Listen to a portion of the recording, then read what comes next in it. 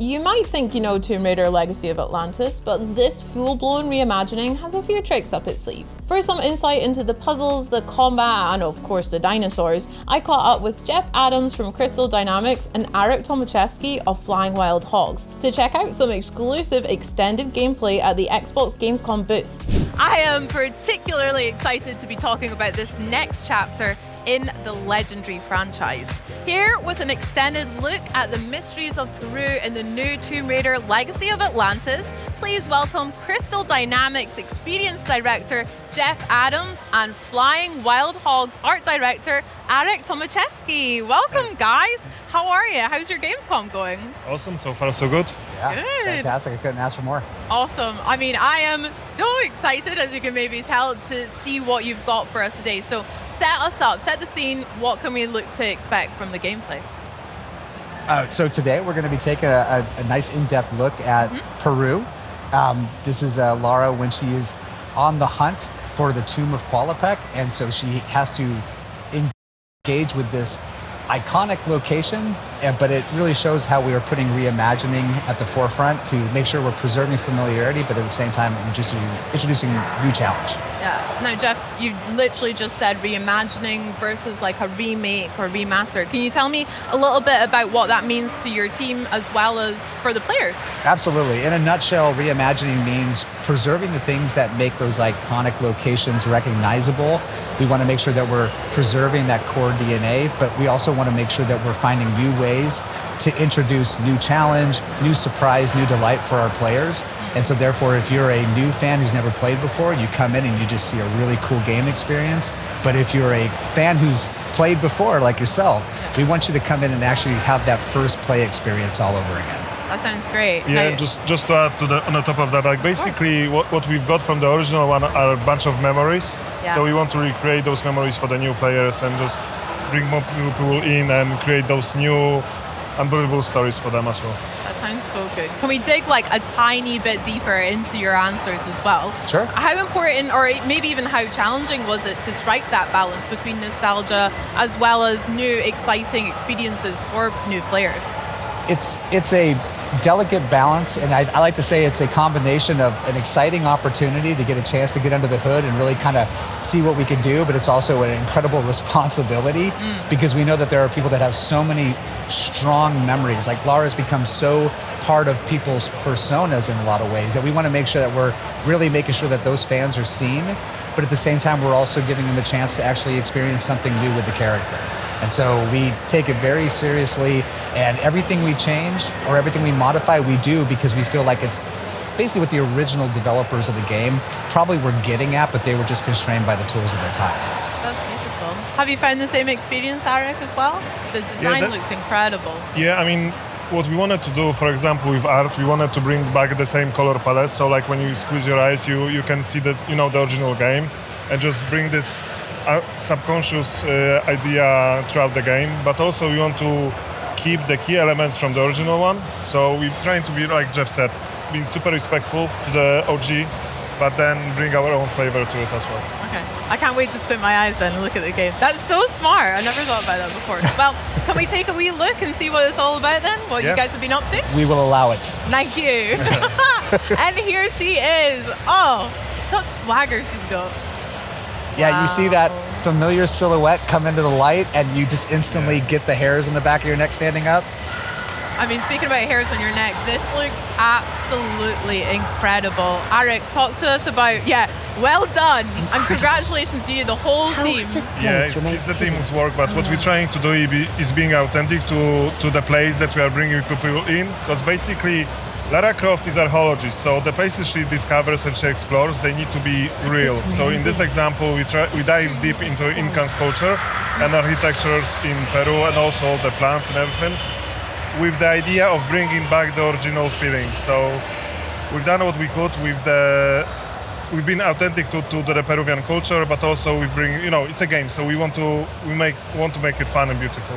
Yeah, it's really, when we dove into it, we're like, okay, the cog puzzle is such an iconic part of that game. I'm going to say iconic a lot because we are dealing with an icon. Yeah. So, but let's say they're memorable water cooler moments that people remember so well. But in a modern gaming sense, like we have we have an ability to create a higher believability sense of immersion. And so when we really kind of step back and we look at it for what it is and how we try to make the gameplay feel naturally seated and believable in the world, but just slightly out of place, like why does this exist? Yeah. It sparks a feeling of curiosity. And curiosity combined with exploration is like what Tomb Raider is at a core. And so we get it on screen and we hopefully make people happy with it. Yeah, but also when you look on the cog puzzle, we wanted to make a sense why it's there. So we created a whole narration around it. Like we created this culture that has this ceremony of bringing the cogs together to open the gate to Tomb of Qualopec. So it was really fun to just build the whole structures and logic and the whole system, why it would be there and how it worked. I love that. Like here's a perfect example of curiosity on display. Like Arek gets a beautiful pencil dive into the water after dislodging the roots. Stunning. 10 all round, by the way. 10. Oh, thank you. Awesome. But along the way, she's like, wait a minute, I see something out of the corner of my eye. The player drives in and they come into this new space. You may have never missed this unless you or you may never seen it if you had not taken a chance to actually just look around for a beat. I mean, speaking about looking around, is there maybe particular details that you guys are really proud of or that you want players to really notice in the environment of the game? From an environment perspective, for me, was the most important. I want people to immerse in a game, and I don't want to break this immersion, so I wanted to build everything with the logic. So everything, all the mechanisms, all the puzzles, they need to be there for a reason, and me and our team, we really work really hard to make sure that every single puzzle, every single obstacle that Lara meets, it makes sense. So when you dive deep into the environment, into the world that we are playing, it's there because I want to build it, not because the game requires it to. And we don't want the environment to feel like it's a heritage site. I mean, we're in the wild. This is a lost city, lost to time that we are discovering. And as a result, we have the opportunity to kind of do some storytelling tricks where we can actually say, hey, this is a culture that evolved in isolation for a while. So how do you preserve what we know about Incan culture, but at the same time, give it a uniqueness to say, hey, it's unmistakably Tomb Raider, but it's that way because they just evolved in isolation for a while. Yeah. And when you play the game, you're going to find out why. Yeah. Sick. And then you can have a lot of fun with the overgrown aesthetic as well as obviously some of the dirt that Lara's picked up as she's traversing through these environments. That's sick. Yeah, I mean, that's a part of just making sure that the environment feels like you are the person who discovered the first in a very, very long time, because that's what she does. And we want to make sure that that's how it feels as well. Yeah, and Lara's she's not a delicate flower. She looks good, but she is going to get her hands dirty. She's going to dig in. Heck yeah. She's going to go anywhere. And she's going to follow her instincts, similar to how she's doing here. She's like, I need that cog to get that puzzle moving. I found one, but that has opened up the path to somewhere else. So curiosity is driving her. You're going to be along, helping her find that way. And we get into beautiful traversal that makes sure that Lara's physical attributes, her abilities, her athleticism is on full display in these moments. She's at her peak, right? She's at her peak. Yep. Love that. Now, the puzzles, like you mentioned, they are such an iconic part of Tomb Raider for me as well. There's so many that I remember from Greece, Egypt, all of the levels. Can you go a little bit deeper about how you've evolved them for Legacy of Atlantis? Similar to what we talked about reimagining, it's about saying, hey, this puzzle as it existed, what was the original intent here? And if that intent is something that we are like, hey, that's a really strong guiding principle. How do we take that and make it the ultimate version of what it intends to be? Sometimes that means sticking very close to the formula. Sometimes it means deviating into another area, but we do so in a way that's very thoughtful and very precise because we never want to make it feel like we're ignoring the history of this adventure that we're reimagining. We want it to feel like it's the re-debut of this game. And so adding new details like giving her gear items that allow her to extract more lore from the world, preserving some of those classic abilities like push-pull, traversal being fluid and dynamic. We'll get into combat a little bit later, but these are all just Tomb Raider things at the core. Amazing. Yeah, but just going back to the scanner thing, you can use a scanner if you are a fan and just want to, like Jeff said, dig deep into the lore. You can scan things and find out more, but you can also use the scanner as a clue to the puzzles. It gives you clues if you want to. If you don't want to, you can just play it your way. Yeah.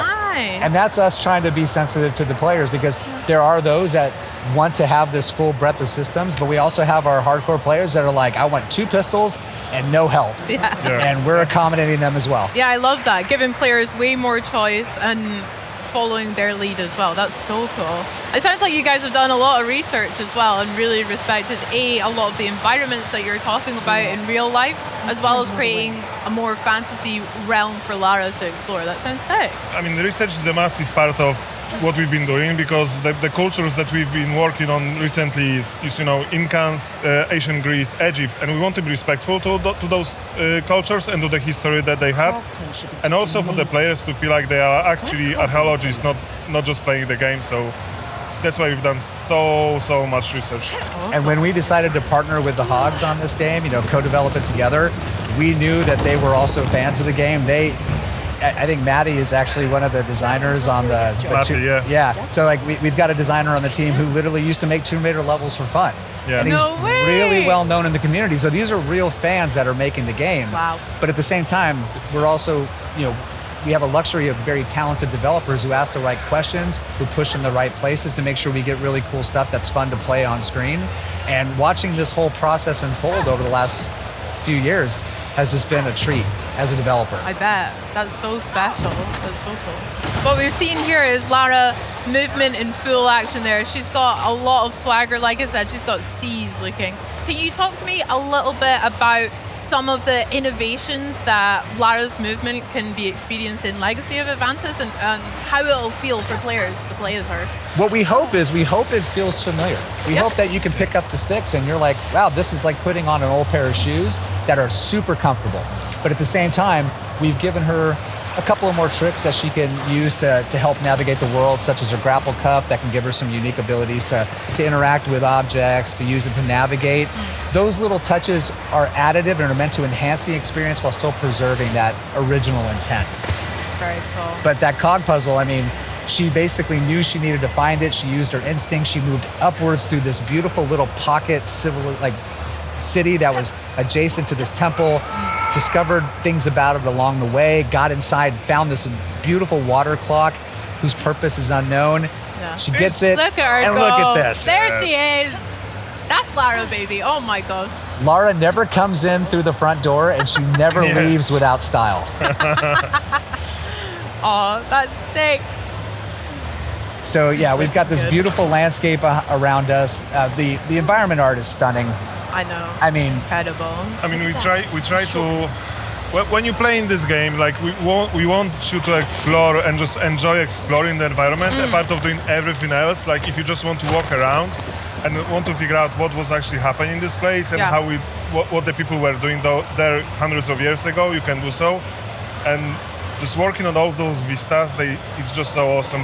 Our teams put so much heart and passion into building the vistas like this. Look at that. This is one of my favorite moments is the postcard shots where you're alone in the wilderness. You can hear the birds chirping, the leaves rustling. There's no time clock. We want people to slow down when they play the game. We want them to say, take it in, enjoy it. You don't have to speed run it, but if you're listening and you do, let us know what your time is, because we'll keep track. But that's great. It's the type of audience that we have. We have people that want to challenge themselves to move through the experience as fast as they can, and those that want to sightsee.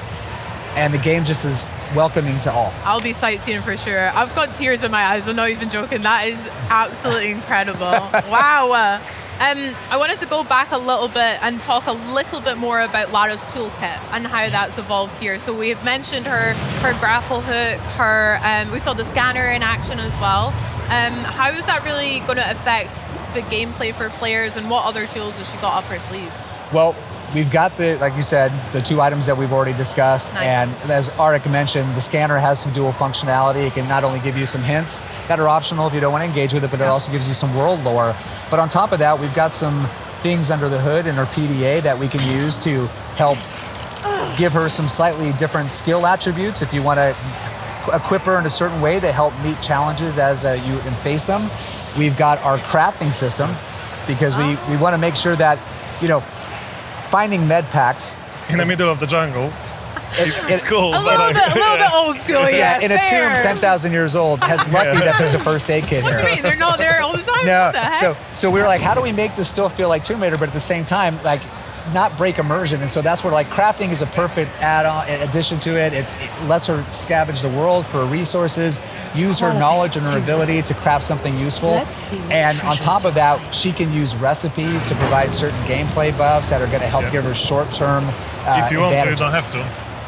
And You can just play the old school way, dual pistol, all the way through with healing items if you want. If you want to put your heads down and power through it, you can do it, but these things are available to you, and we think they're fun to engage with. Amazing. The Tomb of Qualipec waterfall gate is opened. Done it. Now here we're advancing to a little Yes. bit later in the game. yeah. We're now just on the cusp of a very memorable first encounter. So folks, hold on. Here we go. Oh, I remember this, I think. But we got to do it with style. Yes! I'm so worried you were going to include us on that. That's so sick. You know, she's so cool. Early stages of the project, we were like, hey, if we're really going to do this, we want to represent Lara in a way that she's fully recognizable. And part of that is the acrobatics. Lara without the acrobatics is still cool Lara, but not classic Lara. And here, they're on full display, but what I hope people appreciate is that there's more grounding, more believability to it in how she moves.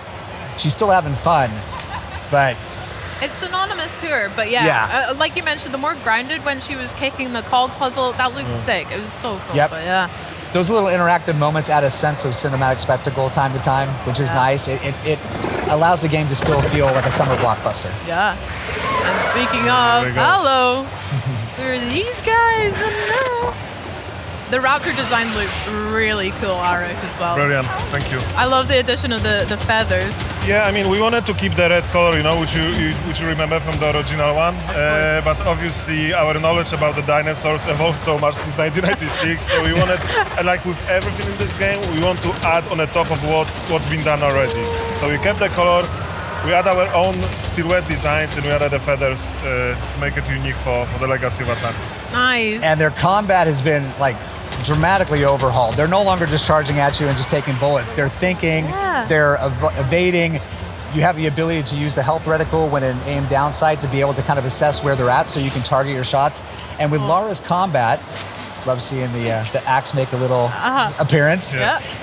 Utility gear for the win.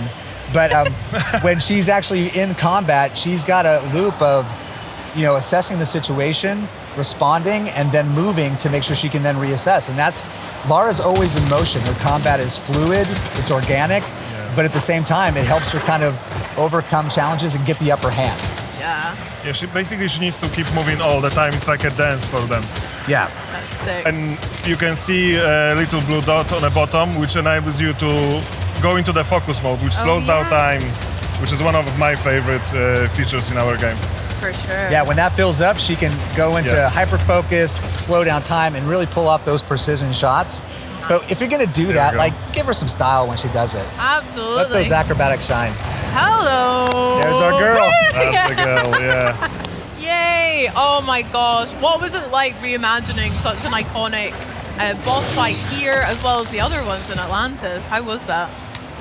From our perspective, it was just an honor to work on a T-Rex, but we've worked for such a long time to just make sure it's perfect from our perspective, and we were trying to be respectful to the OG one. The moment when she's coming out throughout the corner and you see the T-Rex.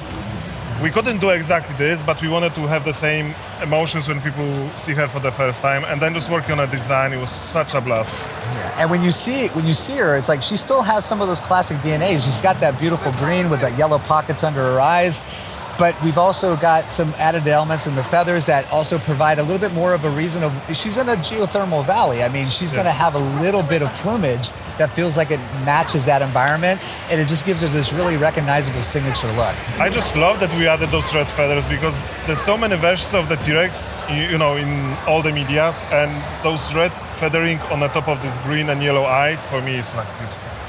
And chocolate and peanut butter, it's just great getting these two back together again and seeing it never presented before. So T-Rexes love Lara. I love that as well. With the T-Rex and again other iconic bosses, what are you guys hoping that resonates with players, or what are you hoping that they experience from them coming across? No, we can take it or leave it. No, I'm kidding. We absolutely want people to be engaged. We want them to be pulled in. We want them to have fun. Yeah, we want them to feel like they're being put onto a cinematic thrill ride when we are ready to do that. But we also want them to feel like when we're not in that moment, they get to ramp down, explore, enjoy what we put out there for them to explore. But it's also so much fun to, recreate, like reimagine these things with the technology that we have now. And we can build a lore on the top of it with so much more narration. It's just so much fun to work on it. And hopefully people will feel it when they play it. Yeah, I cannot wait to play it as well. Guys, I'm really honored about speaking to you, seeing all of that footage. So thank you so much for joining us. Can we go check out the booth here at Gamescom as well? I want to see that big T-Rex. Okay, let's do it. Guys, thank you so much again. Check out Tomb Raider Legacy of Atlantis when it launches on Xbox Series X and S on February 12, 2027, 2 days before Lara's birthday, isn't it? And it's Xbox Play Anywhere. Buy it once and play it across Xbox console and Windows PC. Pre-order now. Plus, if you pre-order the deluxe or collector's edition like me, get ready to play a full 48 hours early starting February 10th.